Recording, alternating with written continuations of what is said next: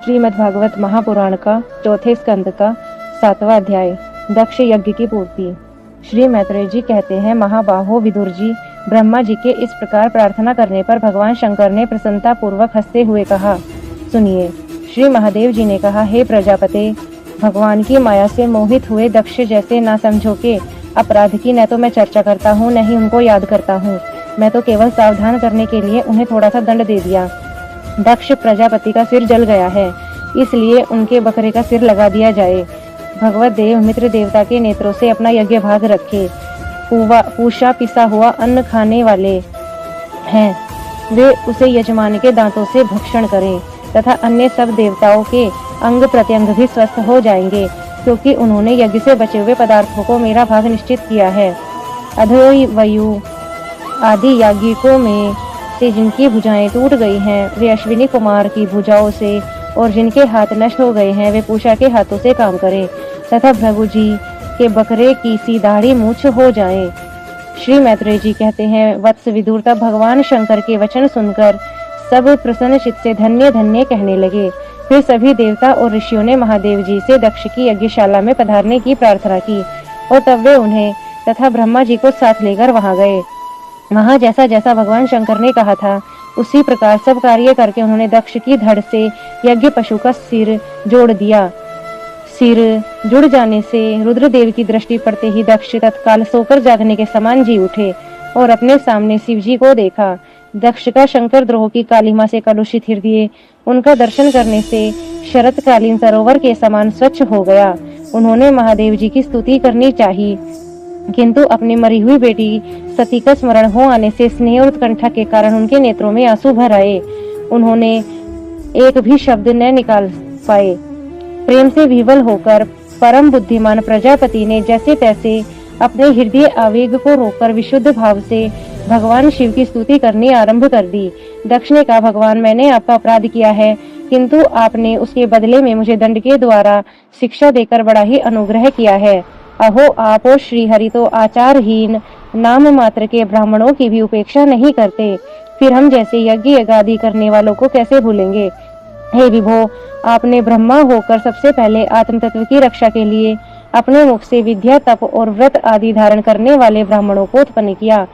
जैसे चरवाहा लाठी लेकर गौओं की रक्षा करता है, उसी प्रकार आप उन ब्राह्मणों की सब विपत्तियों से रक्षा करते हैं। मैं आपके तत्व को नहीं जानता था, इसी से मैंने भरी सभा में आपको अपने वाग्बाणों से वेध दिया था, किंतु आपने मेरे उस अपराध का कोई विचार नहीं किया। मैं तो आप जैसे पूज्यता महानुभावों का अपराध करने के कारण नरक आदि नीच लोकों में गिरने वाला था, परंतु आपने अपनी करुणा भरी दृष्टि से मुझे उबार लिया है। अब भी आपको प्रसन्न करने योग्य मुझ में कोई गुण नहीं है, बस आप अपनी ही उदारता पूर्ण प्रताप से मुझ पर प्रसन्न हो जाओ। श्री मैत्रेय जी कहते हैं, आशुतोष शंकर से इस प्रकार अपना अपराध क्षमा कराकर दक्ष ने ब्रह्मा जी के कहने पे उपाध्याय ऋत्विज आदि की सहायता से यज्ञ कार्य आरंभ किया।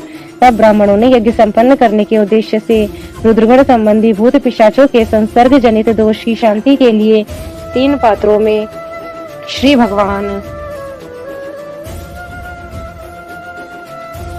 विष्णु भगवान के तैयार हुए पुंड पुरोडाश नामक चरु का हवन किया।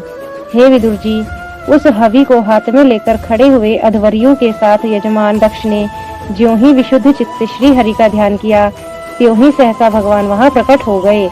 बृहत और रथंतर नामक साम स्तोत्र जिनके पंख हैं, उन गरुड़ जी के द्वारा समीप लाए हुए भगवान ने 10 दिशाओं को प्रकाशित करती हुई अपनी अंग कांति से सब देवताओं का तेज भर लिया। उनके सामने सबकी कांति फीकी पड़ गई।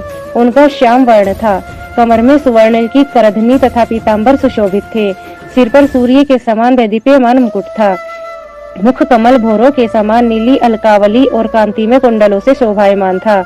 उनके स्वर्ण में आभूषणों से विभूषित 8 भुजाएं थी, जो भक्तों की रक्षा के लिए सदा उद्यत रहती रहेंगी। 8 भुजाओं में वे शंख, पद्म, चक्र, बाण, धनुष, गदा, खड़ग और ढाल लिए हुए थे तथा इन सब आयुधों के कारण वे फूले हुए कनेर के वृक्ष के समान जान पड़ते थे। प्रभु के हृदय में श्रीवत्स का चिन्ह था और सुंदर वनमाला सुशोभित हो रही थी। वे अपने उदार हास और लीला में कटाक्ष से सारे संसार को आनंद मगन कर रहे थे। पार्षद गण दोनों ओर राजहंस के समान सफेद पंखे और चंवर ढुला रहे थे। भगवान के मस्तक पर चंद्रमा के समान शुभ छत्र शोभा दे रहा था। भगवान पधारे हैं यह देखकर इंद्र, ब्रह्मा और महादेव जी आदि देवेश्वरों सहित समस्त देवता, गंधर्व और ऋषि आदि ने सहसा खड़े होकर उन्हें प्रणाम किया। उनके तेज से सबकी कांति फीकी पड़ गई, जिह्वा लड़खड़ाने लगी। वे सबके सब सक पका गए और मस्तक पर अंजलि बांधकर भगवान के सामने खड़े हो गए। यद्यपि भगवान की महिमा तक ब्रह्मा आदि की भी मति नहीं पहुंच पाती थी, तो भी भक्तों पर कृपा करने के लिए दिव्य रूप में प्रकट हुए श्री हरि की अपनी अपनी बुद्धि के अनुसार सब स्तुति करने लगे।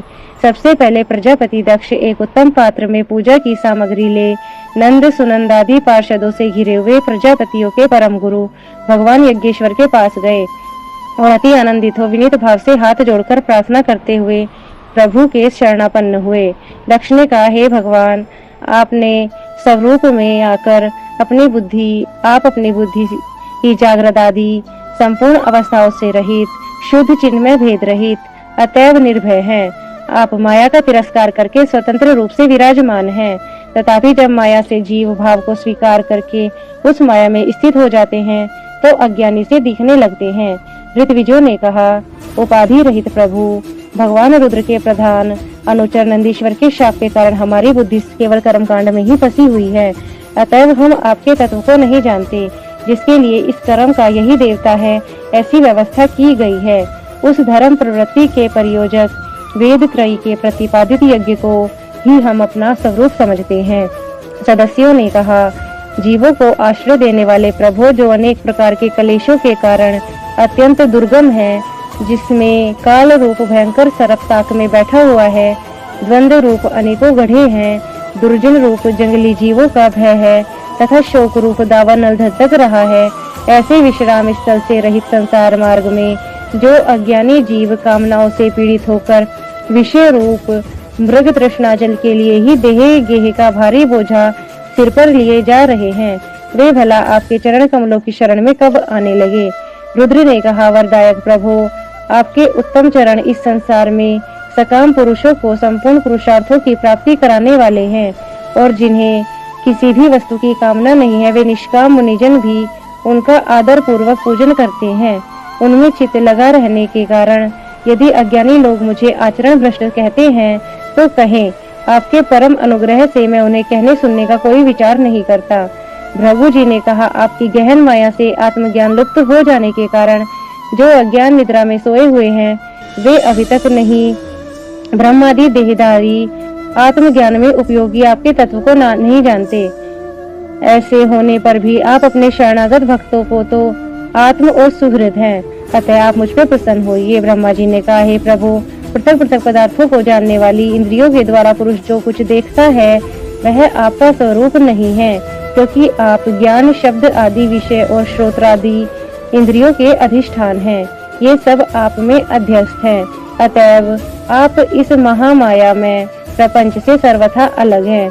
इंद्र ने कहा, अच्युत, आपका यह जगत को प्रकाशित करने वाला रूप देवद्रोहियों का संहार करने वाली 8 भुजाओं से सुशोभित है, जिनमें आप सदा ही नाना प्रकार के आयुध धारण किए रहते हैं। वह रूप हमारे मन और नेत्रों को परम आनंद देने वाला है। याज्ञिकों की पत्नियों ने कहा, हे भगवान, ब्रह्मा जी ने आपके पूजन के लिए ही इस यज्ञ की रचना की थी, परंतु दक्ष पर कुपित होने के कारण इसे भगवान पशुपति ने अब नष्ट कर दिया है। हे यज्ञ मूर्ते, शमशान भूमि के समान उत्सवहीन हुए हमारे उस यज्ञ को आप नील कमल की सी कांति वाले अपने नेत्रों से निहार कर पवित्र कर दीजिए। ऋषियों ने कहा, हे भगवान, आपकी लीला बड़ी अनोखी है। आप कर्म करते हुए भी उसमें निर्लेप रहते हैं। दूसरे लोग वैभव की भूख से जिन लक्ष्मी जी की उपासना करते हैं, वे स्वयं आपकी सेवा में लगी रहती हैं, तो भी आप उनका मान नहीं करते, उनसे निष्प्रह रहते हैं। सिद्धों ने कहा, हे प्रभु, यह हमारा मन रूपी हाथी नाना प्रकार के कलेश रूप दावानल से दग्ध एवं अत्यंत त्रसित होकर आपकी कथा रूप विशुद्ध अमृतमयी सरिता में घुसकर गोता लगाए बैठा है। वहाँ ब्रह्मानंद में लीन सा हो जाने के कारण उसे न तो संसार रूप दावानल का ही स्मरण है और न वह उस नदी से बाहर ही निकलता है। यजमान की पत्नी ने कहा, हे सर्वसमर्थ परमेश्वर, आपका स्वागत है। मैं आपको नमस्कार करती हूँ। आप मुझ पर प्रसन्न होइए। हे लक्ष्मीपति, अपनी प्रिया लक्ष्मी जी के सहित हमारी रक्षा कीजिए। हे यज्ञेश्वर, जिस प्रकार सिर के बिना मनुष्य का धड़ अच्छा नहीं लगता, उसी प्रकार अन्य अंगों से पूर्ण होने पर भी आपके बिना यज्ञ की शोभा नहीं होती। लोकपालों ने कहा, हे अनंत परमात्मना, शेष आप समस्त अंतःकरणों के साक्षी हैं। यह सारा जगत आपका ही द्वारा देखा जाता है। तो क्या माइक पदार्थों को, माया वाले पदार्थों को ग्रहण करने वाली हमारी इन नेत्र आदि इंद्रियों से कभी आप प्रत्यक्ष हो सकेंगे? वस्तुतः आप तो पंचभूतों से अलग हैं, फिर भी पंचभौतिक शरीरों के साथ जो आपका संबंध प्रतीत होता है, यह आपकी माया है। योगेश्वरों ने कहा, हे प्रभु, जो पुरुष संपूर्ण विश्व के आत्मा आप में और अपने में कोई भेद नहीं रखता, उसमें अधिक प्यारा आपको कोई नहीं है। तथापि भक्तवत्सल, जो लोग आप में स्वाभिभाव रख के अनन्य भक्ति से आपकी सेवा करते हैं, उन पर आप कृपा कीजिए। जीवों के अदृष्टवश जिसके सत्वादी गुणों में बड़ी विभिन्नता आ जाती है, उस अपनी माया के द्वारा जगत की उत्पत्ति, स्थिति और प्रलय के लिए ब्रह्म आदि विभिन्न रूप धारण करके आप भेद बुद्धि पैदा कर देते हैं, किंतु अपनी स्वरूप स्थितियों से आप उस भेद ज्ञान को, उसके कारण सत्वादी गुणों से सर्वथा दूर रहते हैं। हमारा आपको बार बार नमस्कार है। ब्रह्म स्वरूप वेद ने कहा, आप ही धर्म आदि की उत्पत्ति के लिए शुद्ध सत्व को स्वीकार करते हैं, साथ ही आप निर्गुण भी हैं। अतएव आपका तत्व न तो मैं जानता हूँ, न ही ब्रह्म आदि कोई और जानते हैं। आपको बारंबार नमस्कार है। अग्निदेव ने कहा, हे भगवान, आपके ही तेज से प्रज्वलित होकर मैं श्रेष्ठ यज्ञों में यज्ञ देवताओं के पास घृत मिश्रित हवि पहुँचाता हूँ। आप साक्षात यज्ञ पुरुष और यज्ञ की रक्षा करने वाले हैं।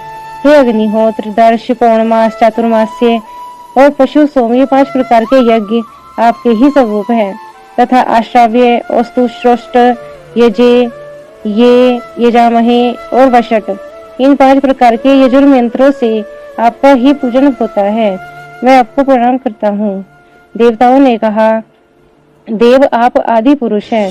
पूर्व का कल्प अंत होने पर अपने कार्य रूप इस प्रपंच को शेषनाग की उत्तम शैया पर शयन किया था।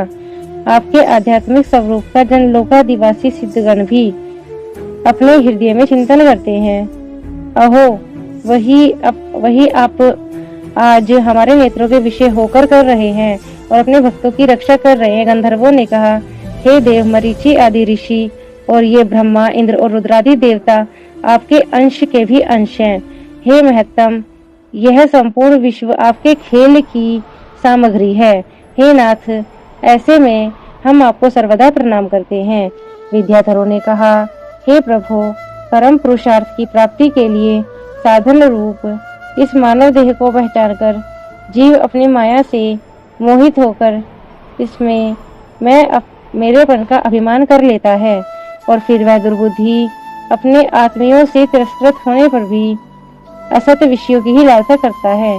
किंतु ऐसी अवस्था में भी जो आपके कथामृत का श्रवण करता है, वह इस अंतःकरण के मोह को सर्वथा त्याग देता है।